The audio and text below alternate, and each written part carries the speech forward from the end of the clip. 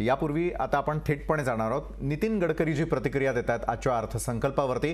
थेट जाऊयात। पहले जो 6,835 प्रोजेक्ट थे उसमें 7,400 प्रोजेक्ट्स अभी बढ़ाए गए हैं और इसमें 2017 प्रोजेक्ट्स जो है 1.01 लाख करोड़ के वो कंप्लीट भी हुए हैं। इसमें सबसे इम्पोर्टेंट चीज़ है कि हमारे रोड इंफ्रास्ट्रक्चर में इसमें काफ़ी डेवलपमेंट हुआ है। जो वित्त मंत्री जी ने रोड सेक्टर के बारे में काफ़ी प्रमाण में उसको रिकग्नाइज भी किया है कि रोड सेक्टर में हमने इस साल भारतमाला में भी काम पूरे किए और जनवरी एंड तक ही हमने पिछले साल का रोड कंस्ट्रक्शन का रिकॉर्ड पूरा किया है 28 किलोमीटर का। और फरवरी और मार्च एंड में फाइनल होता है, तो मेरा विश्वास है कि 40 किलोमीटर हम लोग पूरा कर सकेंगे। इसमें रोड के साथ साथ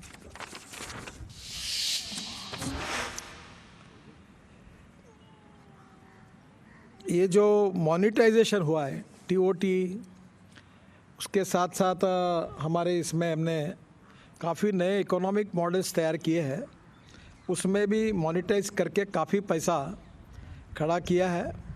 और उसके कारण अब हमारा बजट जो था वो 91,000 से अब 1,18,000 करोड़ तक गया हुआ है। तो इसका भी काफ़ी बड़ा इम्पैक्ट होगा। जो 5 रोड जो है वो इनविट में 5,000 करोड़ के वो ऑलरेडी इनविट में हमने लिए हैं। और इसके साथ साथ अभी जैसे NHI में ये इनविट आया, TOT आया, BOT आया, PPP आया, वैसे अब रेलवे में भी आया है। और इसी के साथ साथ एयरपोर्ट्स में भी आ रहा है, वेयर हाउसिंग और स्पोर्ट्स स्टेडियम तक आया है। तो ये काफ़ी जगह पर इसमें मोनेटाइज करके इंफ्रास्ट्रक्चर के लिए काफ़ी पैसा उपलब्ध होगा। बजटरी पैसा जो है उसका सपोर्ट मिलेगा और मोनेटाइज किए हुए पैसे से भी वो उससे कम से कम मेरे हिसाब से जो बजटरी सपोर्ट है उससे कम से कम 1:10 में अगर 1 लाख करोड़ बजट होगा तो 9 लाख करोड़ मोनेटाइज करते हुए पैसा आएगा। हमारे रोड सेक्टर में तो कम से कम यही परिस्थिति है। और मुंबई दिल्ली जैसा हाईवे है, इसको हम अभी मोनेटाइज कर रहे हैं। ऐसे 22 ग्रीन हाईवे बना रहे हैं। तो इंफ्रास्ट्रक्चर के लिए बहुत ही अच्छा बजट रहा है। इसमें करीब 8,500 किलोमीटर हाईवेज़ हमने ऑलरेडी अवार्ड किया है काम। उसमें अभी तक जो हाईवे के प्रोजेक्ट्स थे उसमें जो हमने पूरा किया उसका भी मैंने आपको बताया कि इस बार हम लोग 40 किलोमीटर तक जाएंगे। और इसमें भी जो अलग अलग स्टेट गवर्नमेंट्स है उसमें भारतमाला में और नीचे हमारे इसमें जो प्रोजेक्ट मंजूर किए हैं उसमें फाइनेंस मिनिस्टर ने केरला को जो 65,000 करोड़ और मुंबई कन्याकुमारी कॉरिडोर जो है ये बहुत बड़ा इम्पोर्टेंट प्रोजेक्ट है, इसको भी हम काम शुरू कर रहे हैं।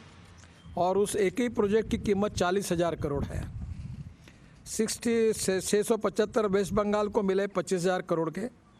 आसाम को भी हम काफ़ी काम इसमें कर रहे हैं। तो एक प्रकार से इंफ्रास्ट्रक्चर के लिए जो बेसिक बजट हमको मिला है वो लैंड एक्विजिशन करने के लिए हमारे काम में आता है। और बाकी का पैसा जो होता है वो सब हम लोग कैपिटल मार्केट से खड़ा करते हैं जो अलग अलग जगह से। तो ये जो इंक्रीज़ हुआ है बजट में इससे और काम होने में मदद मिलेगी। जहाँ तक स्क्रैपिंग पॉलिसी है वो भी बहुत इम्पॉर्टेंट है। और स्क्रैपिंग पॉलिसी का विषय भी अनेक दिनों से चल रहा था और मैंने आपको बताया था कि हिंदुस्तान ये 5 साल में वर्ल्ड का नंबर 1 का मैन्युफैक्चरिंग हब बनेगा।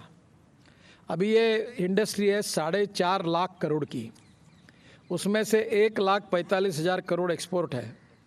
और आपको पता होगा कि हमारे 2 व्हीलर इंडस्ट्री में बजाज, TVS और हीरो और बाकी भी लोगों ने 50% का उनका प्रोडक्शन एक्सपोर्ट किया है। अब ये एक्सपोर्ट करने में सबसे अच्छी बात MSME और ऑटोमोबाइल इंडस्ट्री दोनों दृष्टि से देश के हित में हुई है कि ऑटोमोबाइल में जो पार्ट्स कुछ बाहर से इंपोर्ट होते थे उसके ऊपर मैंने वित्त मंत्री जी को कहा था कि भाई इसमें हमारे देश में मेड इन इंडिया और मेक इन इंडिया होना चाहिए। और मैंने ऑटोमोबाइल इंडस्ट्री के ओनर्स को भी बुलाकर कहा था कि आप ये इंपोर्ट करने के इसमें मत बैठिए, आप यहाँ शुरू करिए, आपके वेंडर्स डेवलप करिए। और मुझे खुशी है कि इसमें बड़े प्रमाण पर इंपोर्ट करने वाले ऑटो स्पेयर पार्ट्स पर ड्यूटी बढ़ाई गई। उसके कारण मेक इन इंडिया और मेड इन इंडिया को बढ़ावा मिलेगा। और ये जो 4.5 लाख करोड़ की इंडस्ट्री है, ये पिछले साल तक यानी आने वाले साल को पूरा करेंगी तो 6 लाख करोड़ की हो जाएगी। और ये देश में सबसे ज़्यादा एम्प्लॉयमेंट पोटेंशियल देने वाली इंडस्ट्री है। अब इसमें और दूध में शक्कर है ने स्क्रैपिंग पॉलिसी जाहिर हुई है। अब स्क्रैपिंग पॉलिसी के बेनिफिट्स काफ़ी बड़े हैं और इसके कारण क्या होगा कि हमारी जो अभी वर्ल्ड के सभी ब्रांड्स हमारे देश में प्रेजेंट है, मर्सिडीज से लेकर ऑल बिग मैन्युफैक्चरर आ रहे हैं। अब हम लोग electric, ethanol, methanol, biodiesel, bio CNG और हाइड्रोजन फ्यूल सेल को भी इनकरेज कर रहे हैं। और कल अभी आने वाले 4-5 दिन में, अगले सप्ताह में शायद मीटिंग तय हुई है।